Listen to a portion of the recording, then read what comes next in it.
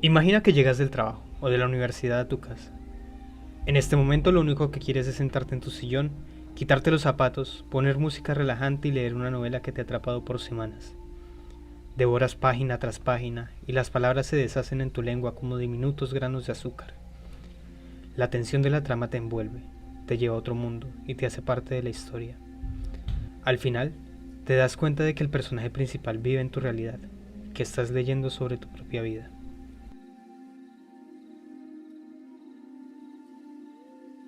Justo en esto pensaba Cortázar cuando en el año 1964 escribió el cuento titulado La continuidad de los parques.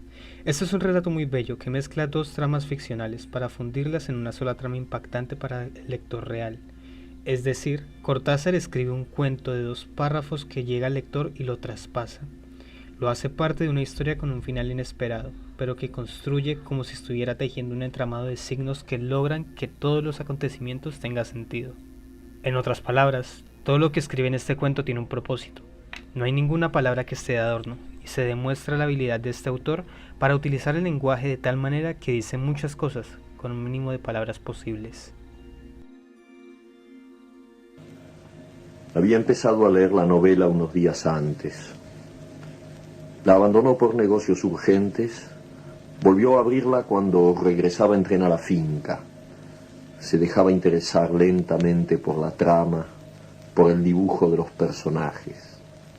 Esa tarde, después de escribir una carta a su apoderado y discutir con el mayordomo una cuestión de aparcerías, volvió al libro en la tranquilidad del estudio que miraba hacia el Parque de los Robles.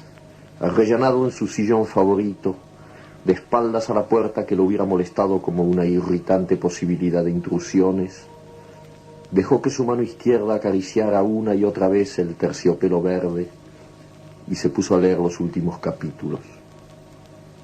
Su memoria retenía sin esfuerzo los nombres y las imágenes de los protagonistas. La ilusión novelesca lo ganó casi enseguida. Gozaba del placer casi perverso de irse desgajando línea a línea de lo que lo rodeaba y sentir a la vez que su cabeza descansaba cómodamente en el terciopelo del alto respaldo, que los cigarrillos seguían al alcance de la mano, que más allá de los ventanales danzaba el aire del atardecer bajo los robles. Palabra a palabra, absorbido por la sórdida disyuntiva de los héroes, dejándose ir hacia las imágenes que se concertaban y adquirían color y movimiento, fue testigo del último encuentro en la cabaña del monte. Primero entraba la mujer recelosa, ahora llegaba el amante, lastimada la cara por el chicotazo de una rama. Admirablemente restañaba ella la sangre con sus besos, pero él rechazaba las caricias. No había venido para repetir las ceremonias de una pasión secreta, protegida por un mundo de hojas secas y senderos furtivos. El puñal se entibiaba contra su pecho y debajo latía la libertad agazapada. Un diálogo anhelante corría por las páginas como un arroyo de serpientes y se sentía que todo estaba decidido desde siempre, hasta esas caricias que enredaban el cuerpo del amante como queriendo retenerlo y disuadirlo, dibujaban abominablemente la figura de otro cuerpo que era necesario destruir. Nada había sido olvidado, coartadas, azares, posibles errores. A partir de esa hora, cada instante tenía su empleo minuciosamente atribuido. El doble repaso despiadado se interrumpía apenas para que una mano acariciara una mejilla. Empezaba a anochecer. Sin mirarse ya, atados rígidamente a la tarea que los esperaba, se separaron en la puerta de la cabaña. Ella debía seguir por la senda que iba al norte.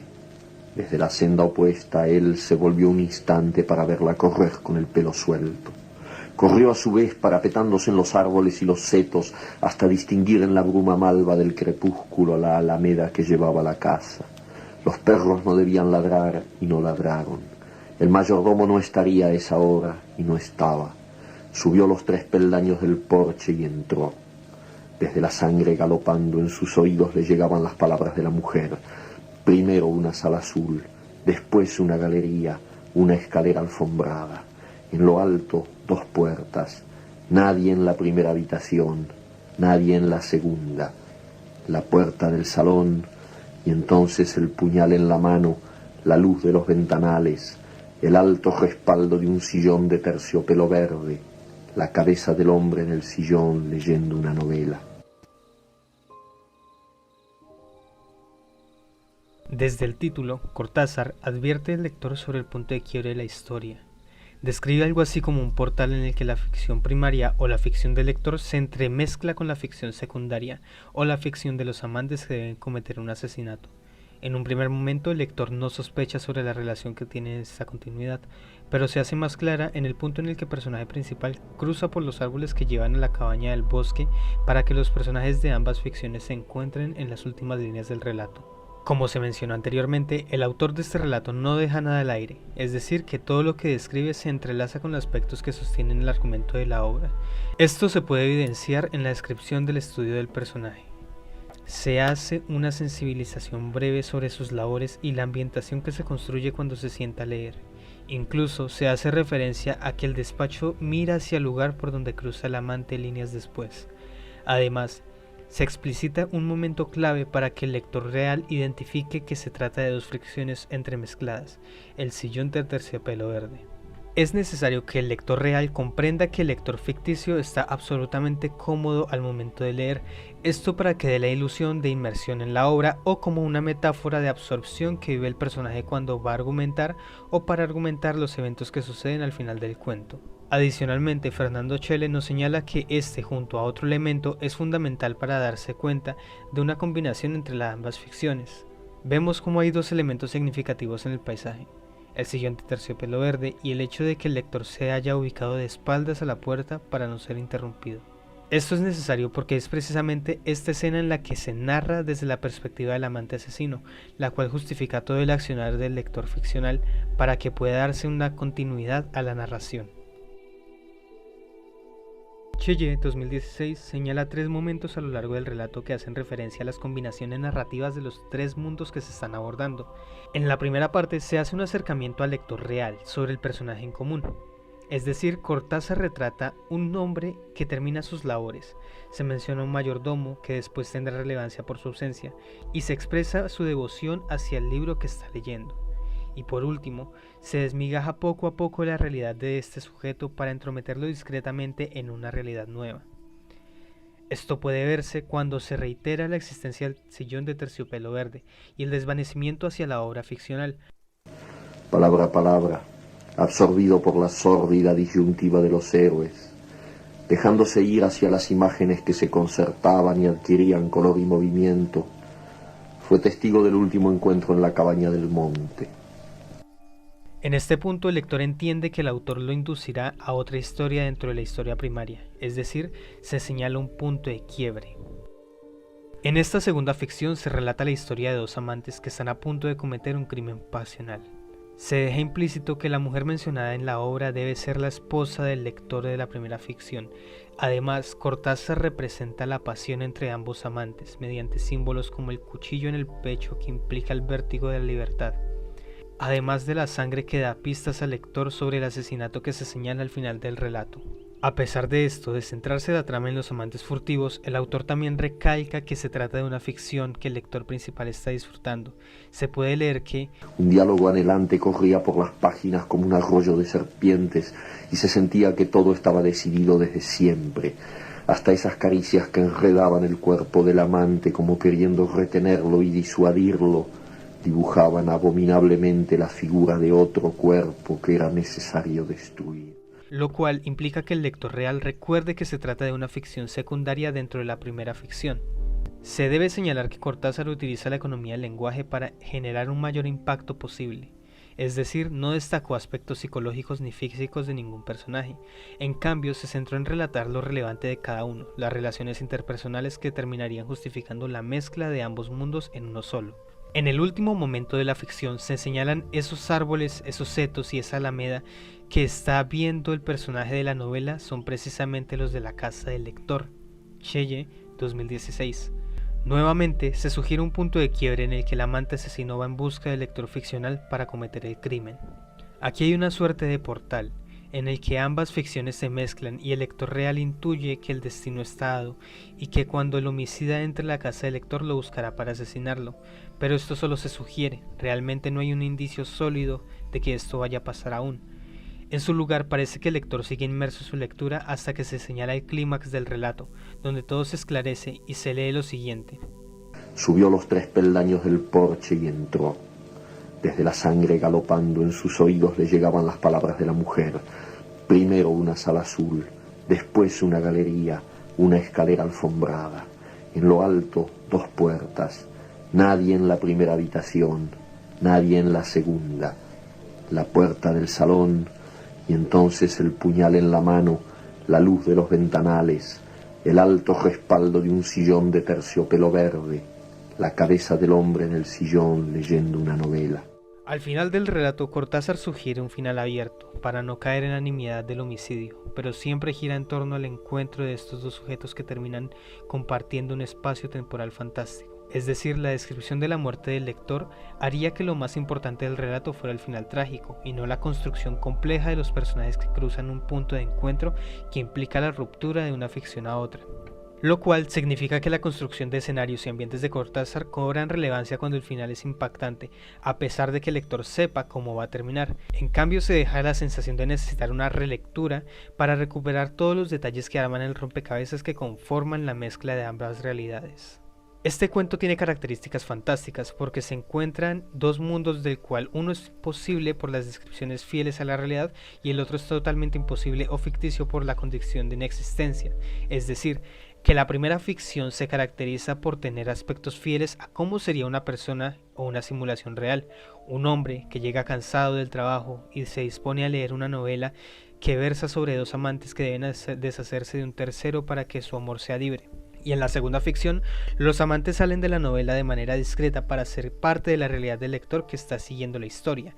O sea que el hecho imposible es que estos personajes de una novela salgan del relato para convertirse en personajes de carne y hueso, que sangran, que cuentan con emociones complejas y que tienen una historia en común que hace parte del mundo real del lector primario. Estos recursos de la fantasía son comunes en películas y en cuentos infantiles, como Alicia en el País de las Maravillas, Peter Pan o las Crónicas de Narnia. La fantasía confronta dos mundos ficcionales, uno realista en el que los sucesos subjetivos pasan y no hay manera de modificarlo de manera lógica porque se basan en la realidad real. En cambio, en el mundo fantástico hay una suerte de verosimilitud en un relato imposible como criaturas fantásticas o hechos ilógicos que describen como reales a partir de descripciones distorsionadas de situaciones que pueden ocurrir en el mundo real. A continuación, se abordará un segundo ejemplo de la fantasía en la literatura de Julio Cortázar, pero esta vez llevada al campo del apocalipsis. En este cuento se relata con hechos reales una historia sencilla pero trascendental. Con un primer vistazo, el lector se da cuenta de que Cortázar está hablando sobre un viaje a Costa Rica y a Nicaragua. Allí se nos muestran hechos reales porque efectivamente en el año de 1976 Julio Cortázar estuvo dando conferencias en estas zonas y se encontró con personas reales como Carmen Naranjo o Ernesto Cardenal y José Coronel. Esto ayuda al lector a guiarse sobre un contexto bajo el que escribe el protagonista. En palabras de Mónica Zúñiga, en este cuento Cortázar empieza por introducir al lector en una atmósfera de apariencias reales, de acontecimientos reales, para luego hacerlo emerger lo fantástico de manera abrupta y violenta, dislocando de esta forma la aparición sobre lo acontecido. En América Latina y el mundo ocurrían acontecimientos violentos, y él había vivido durante la época más violenta para la humanidad. Mientras escribía estas líneas tenía en cuenta lo que pasaba en este pedacito de mundo que no le ha hecho ningún daño a nadie más que a sí mismo. Y él, Cortázar, observó un golpe de estado en Argentina por el gobierno peronista, motivo por el cual se autoexilió a París. También el atentado terrorista, el vuelo 455 de Cubana, y muchos acontecimientos que marcaron la historia de América Latina durante el siglo XX. Sin embargo, más allá de promover sus ideologías de izquierda por el mundo mediante discursos políticos, él tomó una nueva forma de presentar el dolor de los más débiles. En este cuento, Cortázar retoma su estilo fantástico desde un punto de vista apocalíptico, teniendo en cuenta que la ferocidad de la humanidad existe, pero no se debe olvidar su parte más amable y sensible que existe en la subjetividad de las personas. A continuación, un pequeño fragmento del cuento titulado Apocalipsis en Solentiname. Anochecía y yo estaba solo. Claudine vendría al salir del trabajo para escuchar música y quedarse conmigo. Armé la pantalla y un ron con mucho hielo, el proyector con su cargador listo y su botón de telecomando. No hacía falta correr las cortinas. La noche servicial ya estaba ahí encendiendo las lámparas y el perfume del ron. Era grato pensar que todo volvería a darse poco a poco. Después de los cuadritos de Solentiname empezaría a pasar las cajas con las fotos cubanas. Pero ¿por qué los cuadritos primero? ¿Por qué la deformación profesional? El arte antes que la vida. ¿Y por qué no?, le dijo el otro a este en su eterno indesarmable diálogo fraterno y rencoroso. ¿Por qué no mirar primero las pinturas de Solentiname si también son la vida? Si todo es lo mismo. Pasaron las fotos de la misa, más bien malas por errores de exposición. Los niños, en cambio, jugaban a plena luz y dientes tan blancos. Apretaba sin ganas el botón de cambio. Me hubiera quedado tanto rato mirando cada foto pegajosa de recuerdo, pequeño mundo frágil de Solentiname, rodeado de agua y de esbirrios, como estaba rodeado el muchacho que miré sin comprender. Yo había apretado el botón y el muchacho estaba ahí, en un segundo plano clarísimo. Una cara ancha y lisa, como llena de incrédula sorpresa, mientras su cuerpo se vencía hacia adelante.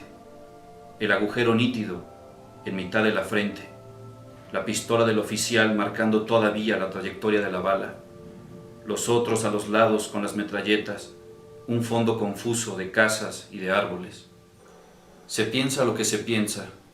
Eso llega siempre antes que uno mismo y lo deja tan atrás. Estúpidamente me dije que se habrían equivocado en la óptica, que me habían dado las fotos de otro cliente. Pero entonces la misa, los niños jugando en el prado, entonces ¿cómo? Tampoco mi mano obedecía cuando apretó el botón y fue un salitral interminable a mediodía con 2 o 3 cobertizos de chapas herrumbradas. Gente amontonada a la izquierda mirando los cuerpos tendidos boca arriba, sus brazos abiertos contra un cielo desnudo y gris. Había que fijarse mucho para distinguir en el fondo al grupo uniformado de espaldas y yéndose, el jeep que esperaba en lo alto de una loma. Sé que seguí. Frente a eso que se resistía a toda cordura, lo único posible era seguir apretando el botón, mirando la esquina de Corrientes y San Martín y el auto negro con los 4 tipos apuntando a la vereda, donde alguien corría con una camisa blanca y zapatillas. 2 mujeres queriendo refugiarse detrás de un camión estacionado, alguien mirando de frente, una cara de incredulidad horrorizada, llevándose una mano al mentón, como para tocarse y sentirse todavía vivo, y de golpe la pieza casi a oscuras, una sucia luz cayendo de la alta ventanilla enrejada, la mesa con la muchacha desnuda boca arriba y el pelo colgándole hasta el suelo, la sombra de espaldas metiéndole un cable entre las piernas abiertas, los 2 tipos de frente hablando entre ellos, una corbata azul y un pullover verde. Nunca supe si seguía apretando o no el botón. Vi un claro de selva, una cabaña con techo de paja y árboles en primer plano. Contra el tronco del más próximo, un muchacho flaco mirando hacia la izquierda, donde un grupo confuso, 5 o 6 muy juntos, le apuntaban con fusiles y pistolas. El muchacho de cara larga y un mentón cayéndole en la frente morena los miraba. Una mano alzada a medias, la otra a lo mejor en el bolsillo del pantalón. Era como si les estuviese diciendo algo sin apuro, casi displicentemente. Y aunque la foto era borrosa, yo sentí y supe y vi que el muchacho era Roque Dalton. Y entonces sí apreté el botón, como si con eso pudiera salvarlo de la infamia de esa muerte. Y alcancé a ver un auto que volaba en pedazos en pleno centro de una ciudad que podía ser Buenos Aires o Sao Paulo. Seguí apretando y apretando entre ráfagas de caras ensangrentadas y pedazos de cuerpos y carreras de mujeres y de niños por una ladera boliviana o guatemalteca. De golpe la pantalla se llenó de mercurio y de nada, y también de Claudine, que entraba silenciosa volcando su sombra en la pantalla antes de inclinarse y besarme en el pelo y preguntar si eran lindas, si estaba contento de las fotos, si se las quería mostrar. Corrí el cargador y volví a ponerlo en 0. Uno no sabe cómo ni por qué hace las cosas cuando ha cruzado un límite que tampoco sabe. Sin mirarla, porque hubiera comprendido o simplemente tenido miedo de eso que debía ser mi cara. Sin explicarle nada, porque todo era un solo nudo desde la garganta hasta las uñas de los pies. Me levanté y despacio la senté en mi sillón y algo debí decir de que iba a buscarle un trago y que mirara a ella mientras yo iba a buscarle un trago. En el baño creo que vomité. O solamente lloré y después vomité. O no hice nada y solamente estuve sentado en el borde de la bañera dejando pasar el tiempo hasta que pude ir a la cocina y prepararle a Claudine su bebida preferida. llenársela de hielo y entonces sentir el silencio, darme cuenta que Claudine no gritaba ni venía corriendo a preguntarme. El silencio nada más, y por momentos el bolero azucarado que se filtraba desde el departamento de al lado. No sé cuánto tardé en recorrer lo que iba de la cocina al salón, ver la parte de atrás de la pantalla justo cuando ella llegaba al final y la pieza se llenaba con el reflejo del mercurio instantáneo y después la penumbra. Claudine apagando el proyector y echándose atrás en el sillón para tomar el vaso y sonreírme despacito, feliz y gata y tan contenta. Qué bonitas te salieron. Esa del pescado que se ríe y la madre con los 2 niños y las vaquitas en el campo. Espera, y esa otra del bautismo en la iglesia. Decime quién los pintó. No se ven las firmas. Sentado en el suelo, sin mirarla, busqué mi vaso y lo bebí de un trago.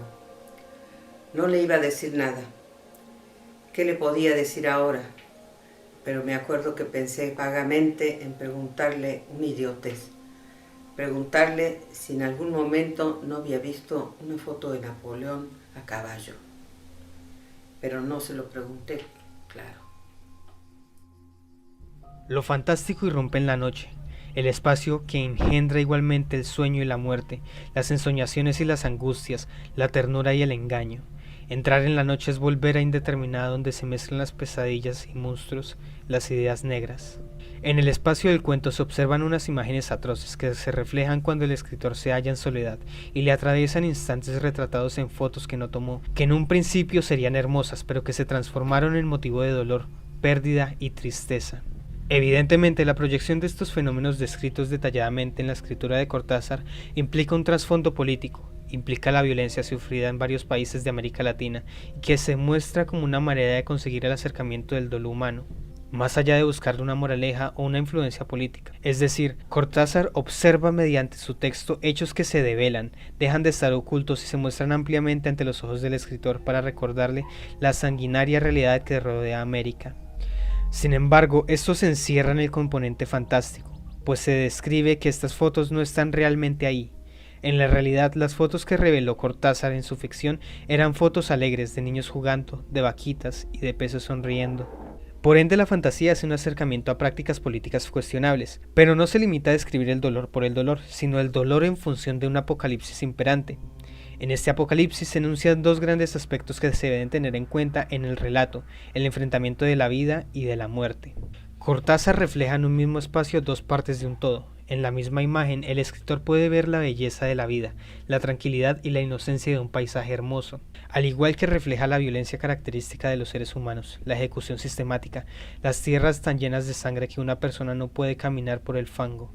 En este sentido, Cortázar retrata que la vida y la muerte hacen parte de un todo, y que la realidad en la que vive el ser humano es dinámica, y para hablar de esta realidad recurre a la fantasía, porque las palabras que emplea le permiten retratar los hechos imposibles, una realidad palpable. La realidad en su acepción más totalizadora implica quizás ambas posturas, lo grotesco y lo hermoso, la náusea y la esperanza, la ingenuidad y la perversión.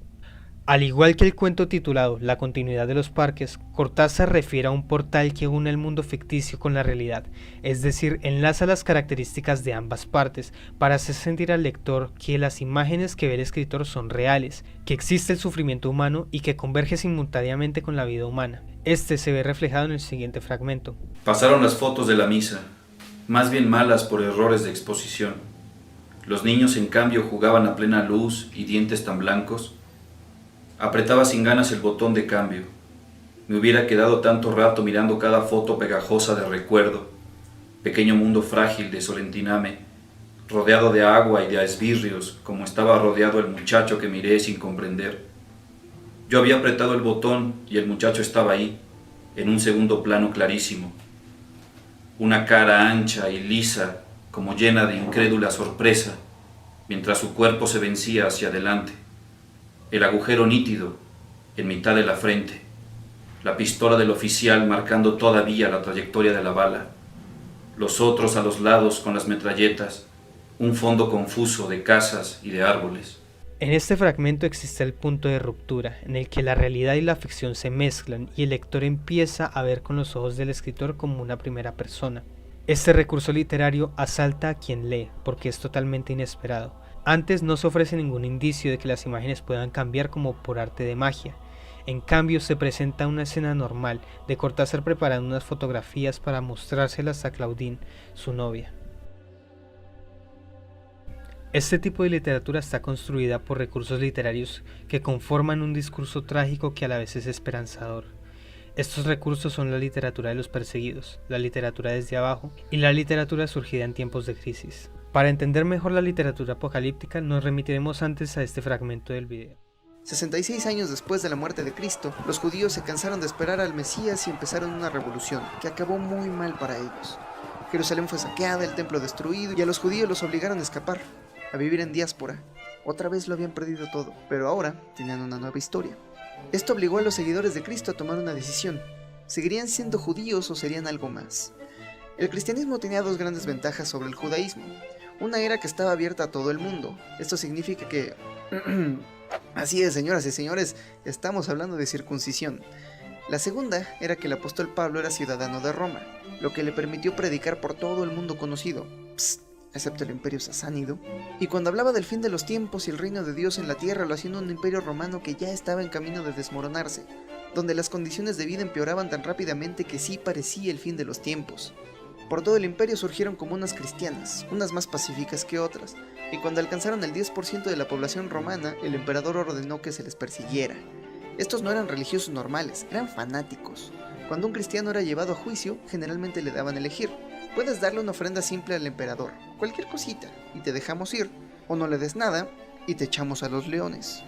Y entre su vida y la fe, la mayoría escogía la fe. Pero vino una guerra civil, una de tantas. En el año 312, en la batalla decisiva, el general Constantino tuvo una visión. Si pintaba las primeras letras del nombre de Cristo en los escudos de sus soldados, dominaría el campo de batalla. Probablemente solo recibió el apoyo de una gran facción cristiana. El punto es que Constantino ganó la batalla, se volvió emperador y los cristianos obtuvieron libertad religiosa en el imperio. La antigua ciudad de Bizancio se transformó en Constantinopla, la primera ciudad cristiana del imperio romano. El emperador se convirtió en la nueva religión y de pronto el 40% del imperio se había transformado al cristianismo. Pero antes de hacerlo oficial había que hacerle unos cambios. 3 siglos de cristianismo habían producido sectas que no lograban ponerse de acuerdo, así que el emperador los juntó a todos en el Consejo de Nicea, donde decidieron cuáles libros entrarían a la Biblia y cuáles no. Y otra cosita. Ahí decidieron que Cristo era de la misma naturaleza del Padre, pero el Padre es superior. ¿Y eso qué? Pues que antes Cristo era un judío pobre, un ser humano, igual que nosotros. Ahora era un semidios.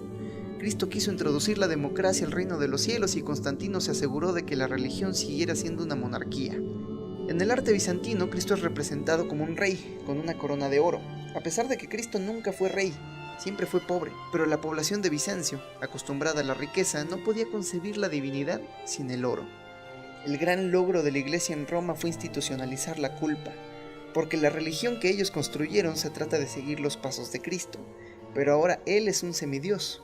Se convirtió en una religión imposible, y ahora Dios no estaba en tu interior, sino en un templo, y ahora no podías hablar directamente con Él, sino a través de uno de estos señores, y todos estos mecanismos de control resultaron tan efectivos que la iglesia sobrevivió al colapso del Imperio Romano occidental. ¿Y esto qué tiene que ver con el Apocalipsis? Pues para hablar de la literatura de los perseguidos debemos tener en cuenta que este género implica un relato de dolor, frustración y derrota. Para muchos fue una forma catártica de vencer al enemigo, a la tribulación. En el caso israelita suponía la continua invasión de sus territorios y su minúsculo poder sobre los ejércitos que los conquistaban. En el caso del cuento de Cortázar, el pueblo de Solentiname participa de esa pequeñez frente a las fuerzas opresoras y la muerte. Desde este enfoque, el dolor y la pérdida se representan por medio de la voz de los derrotados, cosa que Cortázar retrata con magistralidad en su relato. Mediante su lenguaje consigue que el lector vea las balas, las violaciones, los muertos y los desmembrados, a partir de un recurso económico para el lenguaje, pero impactante en el contexto social y subjetivo. Es decir, Cortázar enfatiza el apocalipsis desde la mirada de los que perdieron, aquellos que deben huir a causa de la muerte y el régimen de sangre que atormentó y atormenta a Latinoamérica. Esto se enlaza también con el siguiente punto, la literatura desde abajo. La apocalíptica, como género literario, va constituyendo una amalgama de ideas e imágenes que tienen que ver, por un lado, con la creación de mitos, seres fantásticos y hechos cosmogónicos, pero a la vez con una marcada identidad histórica ligada a la resistencia desde abajo, desde el pueblo, los campesinos, los pobres, frente a los distintos imperios y amenazas. Desde esta cita se puede realizar una analogía entre el apocalipsis descrito por el cristianismo en la Biblia con el apocalipsis de Solentiname. Las imágenes que observa Cortázar remiten a un pueblo ensangrentado, que ha perdido toda posibilidad de resistirse y que se encuentra al final de una jerarquía violenta. Al otro día era domingo y misa de 11. La misa de Solentiname en la que los campesinos y Ernesto y los amigos de visita comentan juntos un capítulo del Evangelio que ese día era el arresto de Jesús en el huerto. Un tema que la gente de Solentiname trataba como si hablaran de ellos mismos, de la amenaza de que les cayeran en la noche o en pleno día. Esa vida en permanente incertidumbre de las islas y de la tierra firme y de toda Nicaragua, y no solamente de toda Nicaragua, sino de casi toda América Latina. Vida rodeada de miedo y de muerte, vida de Guatemala y vida de El Salvador, vida de la Argentina y de Bolivia, vida de Chile y de Santo Domingo, vida del Paraguay, vida de Brasil y de Colombia. Esto implica que sin importar de qué parte de América Latina se lea este relato, siempre se siente identidad con el despojo y la tristeza, la incertidumbre que implica la cotidianidad violenta en una tierra vasta. En resumidas cuentas, no solo se aborda la literatura apocalíptica desde la violencia, sino también desde la impotencia que representa enfrentarse a los imperios más poderosos, lo cual sigue siendo cierto tanto en los tiempos del Imperio Romano como en los tiempos del Imperio Norteamericano. Pero dar a entender que no existe esperanza para el pueblo latinoamericano sería una falacia, y sería hasta irresponsable, porque además de todo lo mencionado anteriormente, Julio Cortázar muestra al lector una alternativa, la cual se ha enunciado antes, la literatura surgida en tiempos de crisis. Si nos fijamos, el Apocalipsis de San Juan salió a la luz durante las épocas más sangrientas, en las que el Imperio Romano se delegó a sí mismo fuera de existencia, y los bárbaros tomaban tierras y violaban, y se hacían con el control de territorios que antes habían pertenecido a los emperadores romanos. Pero aquí nace una esperanza. Es propio de la humanidad crear un hilo de esperanza en lugares donde muchas veces no se encuentra. Esto pareció pasar hace casi 2000 años, cuando grupos de cristianos se organizaron para seguir un discurso que los mantendría unidos. El libro del Apocalipsis es confuso, pero siempre se hace referencia al fin de los tiempos, la justicia y el castigo contra los que no temen a Dios, o sea, contra los romanos. En el caso de nuestra América, en Apocalipsis de Solentiname se hace referencia a sentimientos de malestar. En el cuento de Cortázar, esta impotencia se muestra con la irrupción de lo fantástico, es decir, con escenas de muerte. Pero Julio Cortázar no deja de lado la esperanza y la belleza que caracteriza a América Latina. Eso se refleja en la paradoja que implica que dos imágenes opuestas existan en un mismo espacio y se interpreten por la misma persona. El escritor lo relata con dos grandes recursos literarios. El primero de ellos es el amor dividido en dos tipos de amor. El eros, del cual Claudine es protagonista como una figura de romance por ser su pareja, y el caritas, el cual es el amor y la compasión hacia el pueblo nicaragüense. Cortázar aboga por la identificación con el pueblo nica, desde abajo y con el mayor de los tipos de amor y esperanza que el evangelio cristiano profesa, es decir, el amor al prójimo.